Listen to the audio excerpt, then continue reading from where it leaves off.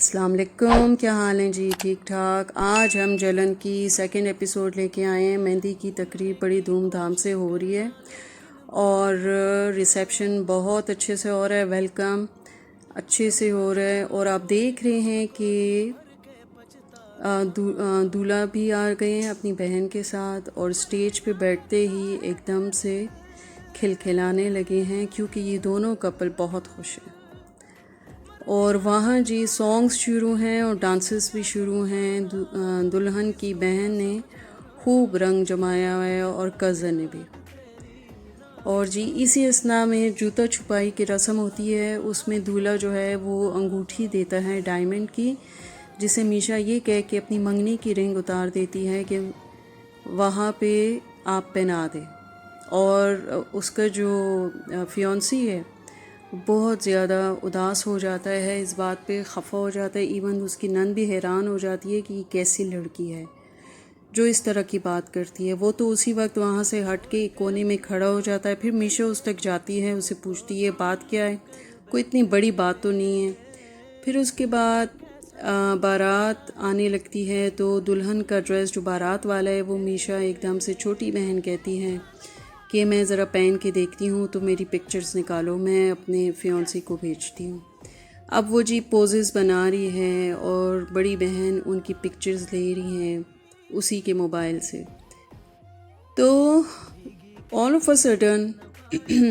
وہ کیا کرتی ہیں، چھوٹی بہن وہ ان پکچرز کو دیکھتی ہے بڑی بہن سے لے کے موبائل میں، اور پوچھتی ہے بتاؤ میں کیسی لگ رہی ہوں، اور یہ تو مجھ پہ ہی زیادہ اچھا لگ رہا ہے۔ اور ادھر جو بڑی بہن ہیں وہ مہندی کی ساری پکچرز اپنے ہونے والے ہسبینڈ کو بھیج رہی ہیں، اسون کو، اور وہ اس کو دیکھ رہے ہیں، ایکسائٹیڈ ہو رہے ہیں، اور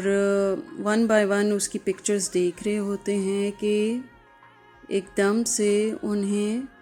کچھ پکچرز ملنا شروع ہو جاتی ہیں ان نون نمبر سے، کیونکہ میشا اپنے موبائل فون سے اپنی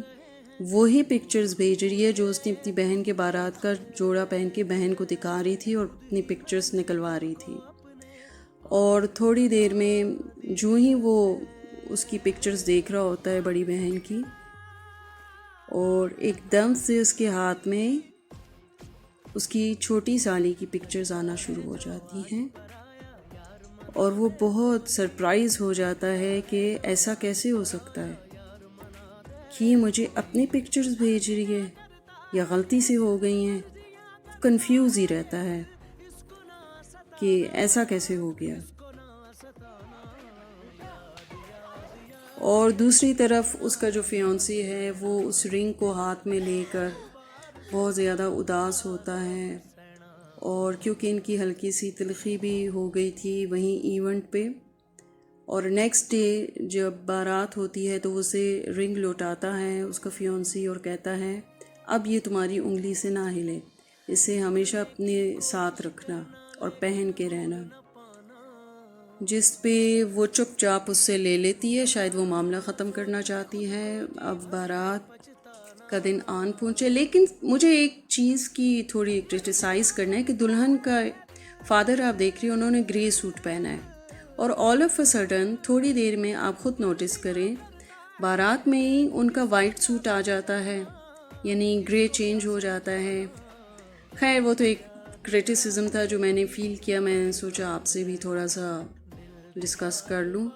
ادھر جو ان کی جو ممانی ہیں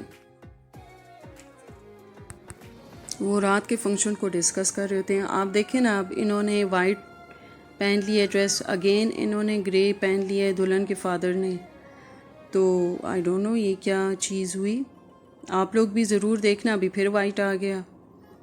اور مجھے تھوڑا اسٹرینج سا لگا، تو میں نے کہا آپ سے تھوڑا سا شیئر کر لوں یہ بات۔ اب جی دلہن صاحبہ کی روانگی ہے اور وہ قرآن پاک کے سائے تلے اپنے گھر کو جا رہی ہیں، اور ڈیکوریشن تو بہت اچھی کی ہے ہال کی انہوں نے، اور جب وہ چلی جاتی ہے تو پیچھے کمپلیکس کی ماری چھوٹی بہن جو ہے وہ اپنے فیونسی سے گلہ کر رہی ہوتی ہے کیسے شوز پہنے ہوئے تھے گھسے ہوئے، سوٹ کس قسم کا پہنے، یہ تو تم نے کسی کی شادی میں پہنا ہوا تھا، اور یہ گھڑی تو وہی پرانی ہے، دیکھا ہے دولہا والے کیسے برانڈس کے ڈریسز پہن کے آئے ہوئے تھے، ان کی واچ دیکھتے، ان کی ساری چیزیں دیکھتے، اور تم ان میں سب سے پیچھے رہ گئے، اور وہ بیچارہ ڈپریس وہیں کا وہیں کھڑا رہ گیا ہے۔ ادھر جی بڑی بہن اپنے گھر چلی گئی، بہت اچھی باہر سے انہوں نے ڈیکور کیا ہوا تھا، اور جو ویڈنگ روم تھا اس کو پوچھے نہیں، زبردست قسم کی انہوں نے ڈیکوریشن کی ہوئی تھی، اور ویڈنگ روم بہت اچھا لگ رہا تھا، بہت زیادہ۔ اور اب وہ بیٹھی ہوئی ہے، ویٹ کر رہی ہے کہ دولہا صاحب آئیں اور کچھ بات ہو۔ نو ڈاؤٹ دلہن بھی بہت اچھی لگ رہی تھی۔ اتنے میں انٹری ہوتی ہے اسفند کی، اور وہ بیٹھتے ساتھ ہی اس کے حسن کی تعریف کرتا ہے، اور تو وہ مطلب ایسے بولتا ہے کہ جیسے آج تم بہت اچھی لگ رہی ہو، ہمیشہ ایسے رہنا، اور اسی قسم کی باتیں چلتی ہیں۔ پھر وہ اسے منہ دکھائی میں بریسلیٹ، گولڈ کا بریسلیٹ پہناتا ہے۔ پھر نیکسٹ ڈے وہ سو کے اٹھتے ہیں تو اس کے کان کا بندہ وہ ٹھیک کر رہا ہوتا ہے، تو سڈن اس کی بہن جو ہے وہ بغیر نوک کیے ایک دم سے کمرے میں آ جاتی ہیں، جو کہ اسفند کو ناگوار گزرتا ہے، اور جو بڑی بہن ہے وہ بھی اس کو لے کے گھر پہ نکلتی ہیں کہ چلو میں تمہیں گھر دکھاتی ہوں، اور یہ اصل میں آئی ہوتی ہے ناشتہ لے کے چھوٹی بہن، اور اسفند جو ہے وہ کمرے سے نکل جاتا ہے، وہ اس کو گھر دکھا رہی ہوتی ہے، اور وہ بہت ایکسائٹیڈ ہوتی ہے، وہ کہتی ہے اس گھر میں تو مجھے ہونا چاہیے۔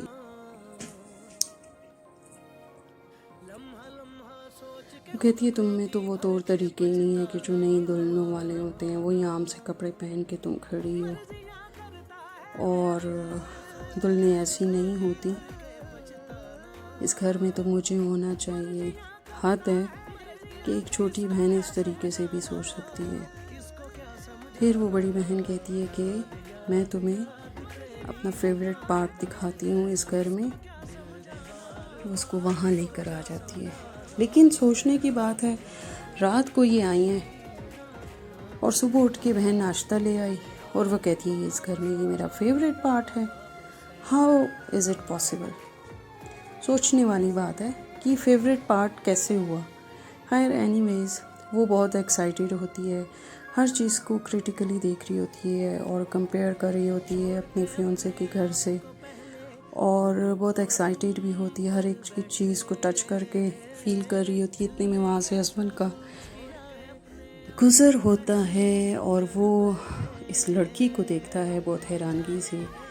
کہ اتنی ایکسائٹیڈ ہے، یہ ایکسپلور کر رہی ہے ہر ایک چیز کو، خود سے باتیں کر رہی ہے۔ یہ جو ہی پیچھے دیکھتی ہے تو اس کو دیکھ کے اس کو اچھا نہیں لگتا، اسٹرینج لگتا ہے۔ خیر وہ تھوڑا سا بات وغیرہ کر کے وہ تو آگے نکل جاتا ہے پھر، لیکن اس کو اچھی فیل نہیں آ رہی تھی کہ یہ کیوں یہاں پہ کھڑی دیکھ رہی تھی۔ خیر منال بھی اپنی جگہ پہ ڈسکمفرٹ فیل کر رہی تھی، کمفرٹ زون سے نکل آئی تھیں وہ بھی، اور اب وہ کھڑی تھی اس کے جانے کا انتظار کر رہی تھی، اور صحیح کوفت میں تھی وہ کہ ان کو بھی ابھی آنا تھا، جب میں اتنی ایکسائٹیڈ تھی، اور جانے پہ شکر کرتی ہے۔ خیر واپس وہ اسی اپنی خیالی دنیا میں آ جاتی ہے، اس گھر کو دیکھ کے بہت انسپائرڈ ہے۔ ادھر گھر میں ڈسکشن چل رہی ہے کہ جی اس کی نند کہتی ہیں کہ بھائی یہ ان دونوں میں کوئی جھڑپ ہوئی ہے، تو ماں پوچھتی ہے کیا جھڑپ ہوئی ہے، تو وہ نہیں بتاتا، لیکن یہاں آ کے وہ منال اس سے ڈیمانڈ کرتی ہے کہ یو کے جاؤ اور مجھے وہ سب کچھ چاہیے جو میری بڑی بہن کے پاس ہے، میں اس طرح سے لائف نہیں گزار سکتی۔ خیر پیار محبت سے وہ اس کو آرام کر ہی لیتی ہیں، اور اپنی ڈیمانڈز پوری کرنے کا بھی کہہ دیتی ہیں، اور وہ محبت کا مارا ہوا بیچارہ فیونسی وہ اس کی باتوں میں آ کے ہاں بول دیتا۔ یہیں تک تھا، انشاءاللہ پھر حاضر ہوں گے اس کی ریمیننگ پارٹ کے ساتھ جلدی، اور آپ بیل آئیکن